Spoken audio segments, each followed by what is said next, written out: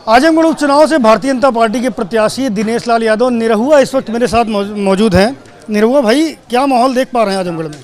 बहुत अच्छा माहौल है और ये जो उपचुनाव है ये एक बड़ा संदेश देने जा रहा है पूरे देश को।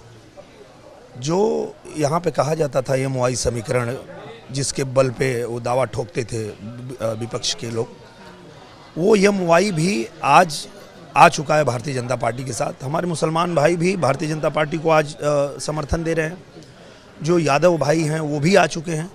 तो इसी उपचुनाव से पूरे देश में एक नया संदेश जाएगा कि जिन लोगों को ये कहा जाता था कि ये बीजेपी से दूर हैं, बीजेपी के विरोध में हैं, वही लोग बीजेपी में आ गए हैं। तो ये एक आने वाले दिनों के लिए बहुत बड़ा संदेश है। 2019 में भी आप चुनाव मैदान में थे, लेकिन अखिलेश यादव इस सीट से जीत करके गए थे। अब ऐसा क्या बदलाव हो गया है कि आपको लगता है कि आपकी जीत तय है इस बार? वही हुआ कि वो जीत के गए और आए नहीं, काम नहीं किए, 3 साल में छोड़ के चले गए। तो जनता के पास अब 1.5 साल का मौका है।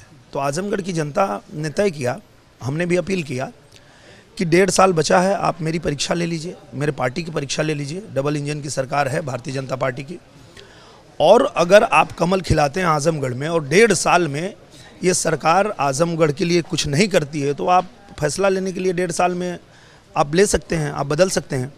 पर एक मौका दीजिए, एक बार मुझ पे भरोसा कीजिए। और वही भरोसा किया है आजमगढ़ की जनता ने। और जो मैं कल ही घूम रहा था मुबारकपुर में, तो वहाँ जितने मुसलमान भाई थे वो लोग आ गए मेरे साथ में और बोले कि हम लोग भी समझते हैं भाई कि हम किसी को जिताएंगे कुछ नहीं होगा, हम लोग भी आप ही के साथ हैं और हम भी कमल निशान ही दबाएंगे।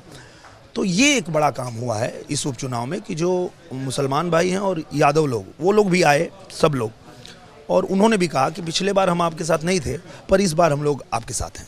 आप दावा कर रहे हैं कि सभी आपके साथ हैं, सारे समीकरण आपके फेवर में हैं। और धर्मेंद्र यादव जब मैंने बात की तो उनका ये कहना था कि ये जो आजमगढ़ की जनता है ये समाजवादियों का गढ़ है, ये उनके फेवर के लोग हैं। मुलायम सिंह यादव ये बात कह चुके हैं कि इटावा मेरा दिल है तो आजमगढ़ धड़कन है। तो ऐसे में क्यों आजमगढ़ की जनता आपको चुनेगी? आजमगढ़ की जनता वही पूछ रही है, सवाल पूछ रही है कि कोई भी व्यक्ति अपनी धड़कन छोड़ के जीवित रह सकता है क्या? कोई धड़कन छोड़ता है क्या? आजमगढ़ छोड़ के आपने बता दिया कि आपकी धड़कन उनकर कुछ नहीं है, ये सिर्फ जुमला है आपका। तो आजमगढ़ की जनता ने कहा कि आप बहुत मूर्ख बना लिए हम लोगों को, बहुत दिनों तक भ्रमित करके रखा, अब हम भ्रम में आने वाले नहीं हैं। आप लोग जीतते हैं, भाग जाते हैं। तो अब जो है, जिसकी सरकार है, जो सत्ता में है, हम उसके साथ जाएंगे। और जैसे बनारस देख लीजिए आप, चमक रहा है, गोरखपुर चमक रहा है, बीच में ये आजमगढ़ हमारा पिछड़ा रह गया। तो आजमगढ़ को भी आगे बढ़ाना है, तरक्की के रास्ते पे लेके जाना है। और इसलिए आजमगढ़ की पूरी सम्मानित जनता ने कमल का साथ दिया है और कमल का बटन ही दब रहा है। अब जब रिजल्ट आएगा तो आप भी इस बात को देखेंगे कि वो जितने दावे कर रहे थे वो कैसे फेल हुए हैं। क्योंकि मैं तो क्षेत्र में जाके घूम रहा हूँ, तो मुझे एक एक व्यक्ति, चाहे वो दलित हो, चाहे वो मुस्लिम हो, चाहे वो यादव हो, चाहे वो जो भी जाति धर्म के लोग हैं, सब लोग बोले कि इस बार न कोई जाति न कोई धर्म, कुछ नहीं, सिर्फ और सिर्फ आजमगढ़ के विकास के लिए यहाँ पे वोटिंग हो रही है और कमल का निशान ही दब रहा है। जी, अखिलेश यादव चुनाव प्रचार में नहीं है, उनके चचेरे भाई धर्मेंद्र यादव चुनाव मैदान में हैं इस बार। आपको क्या लगता है कि क्या कारण रहा होगा? क्या अति आत्मविश्वास कह सकते हैं इसे?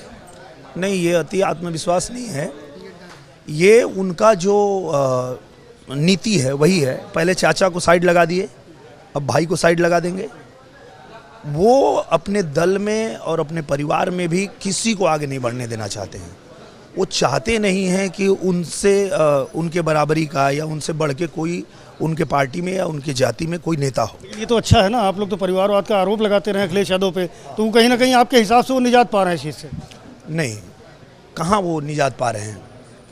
अगर निजात पाना होता तो पहले उन्होंने एक दलित को दिया था यहाँ टिकट, उनको लड़ने देते। तो हम लोग को भी लगा था कि चलो यार ये परिवारवाद से थोड़ा निकले अभी, पर फिर वहीं से भेज दिए, अपने भाई को भेज दिए।